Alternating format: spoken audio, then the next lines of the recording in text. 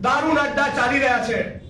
મેં અગાઉ પણ કહેલું, દ્વારકા, સોમનાથ, ખોડલધામ, ઉમિયાધામ, અંબાજી, વડતાલ આખા ગુજરાતના હિન્દુ ભાઈ બહેનોની આસ્થાના પ્રતીક એવા મંદિરોની 2-3 કિલોમીટરની ત્રિજ્યામાં બેફામ નિર્લજ્જ બનીને બુટલેગરો દારૂના અડ્ડા ચલાવી રહ્યા છે અને ક્યાંક ક્યાંક ડ્રગ્સ પણ મળી રહ્યું છે। શું કહેવાનું થાય છે ગુજરાતની સરકારને?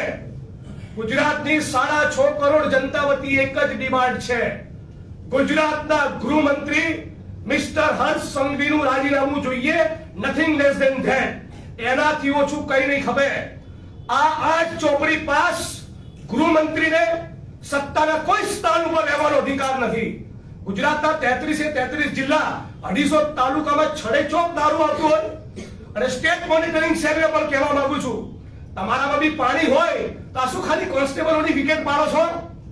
તમારી બધી હોશિયારી ખાલી કોન્સ્ટેબલ આગળ નીકળે છે, હેડ કોન્સ્ટેબલને સસ્પેન્ડ કરો છો, એક્શન લો છો તો બહુમાં બહુ પીએસઆઈ ને પીઆઈ ની સામે।